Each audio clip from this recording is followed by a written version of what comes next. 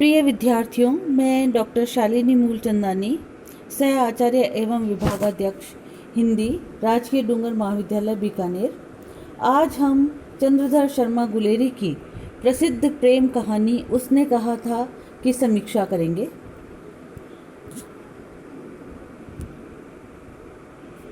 उसने कहा था सिर्फ यही एक ऐसी प्रेम कहानी है जिसे लिखकर चंद्रधर शर्मा अमर हो गए। कुछ समय पहले आए बीबीसी के एक सर्वेक्षण के मुताबिक उसने कहा था न सिर्फ प्रेम कथाओं बल्कि हिंदी की 10 बेमिसाल कहानियों में भी शामिल है। चंद्रधर शर्मा गुलेरी संपादक के साथ साथ निबंधकार और कहानीकार भी थे।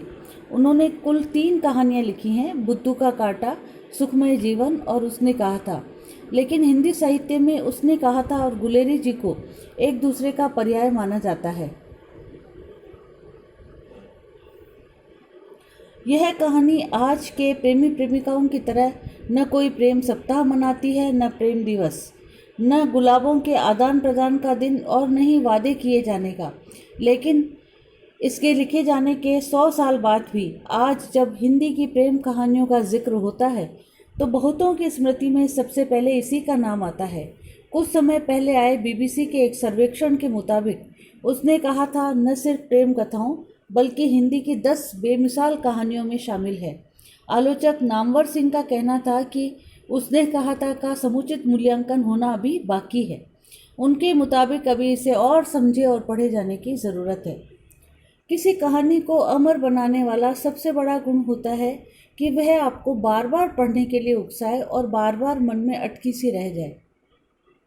हर बार के पाठ में उसके नए अर्थ और संदर्भ खुलें।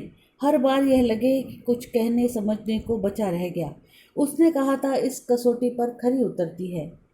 मोटे तौर पर देखें तो 3 विशेषताएं हैं जो उसने कहा था को कालजयी और अमर बनाने में अपनी अपनी तरह से योगदान देती हैं। इसका शीर्षक, इसका फलक और चरित्रों का गठन।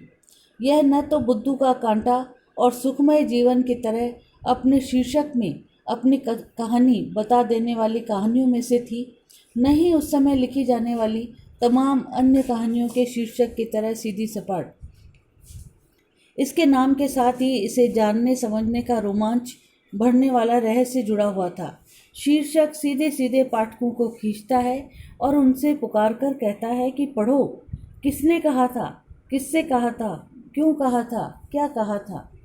यह कहानी पढ़ेंगे तो पता चलेगा कि सूबेदारनी ने लहना सिंह से कहा था कि मेरे पति और बेटे की रक्षा करना, और जो उसने अपनी जान की बाजी लगाकर की भी। अब सवाल उठता है कि कोई किसी से कुछ ऐसे ही तो नहीं कह देता, बिना किसी भरोसे के, रिश्ते और संबंध के। ऐसी बात कहाँ होती है भला। न सामने वाला इतनी आसानी से मान लेता है। संबंध है तो बस इतना ही कि 23 बरस पहले वह अमृतसर के बाजार में कहीं मिले थे। लड़के ने खुद तांगे के पहिए के नीचे होकर भी लड़की की जान बचाई थी। लड़का लड़की से रोज पूछता था, तेरी कुड़माई हो गई? लड़की रोज शर्माती थी, पर एक दिन उसने कह दिया, हाँ हो गई। उसने कहा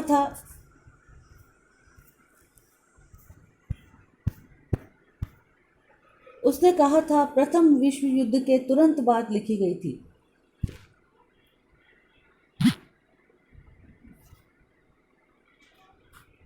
उसने कहा था प्रथम विश्व युद्ध के तुरंत बाद लिखी गई थी। तुरंत घटे को कहानी में लाना, उसके यथार्थ को इतनी जल्दी और इतनी बारीकी से पकड़ पाना आसान नहीं होता, पर गुलेरी जी ने यह किया और क्या खूब किया।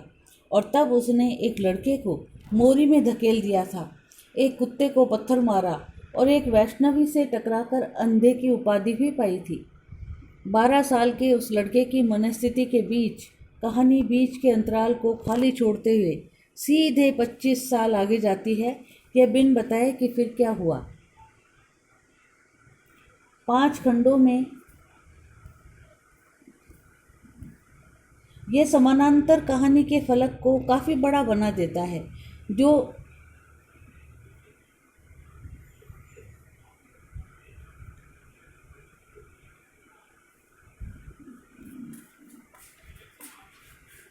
ये समानांतर कहानी के फलक को काफ़ी बड़ा बना देता है।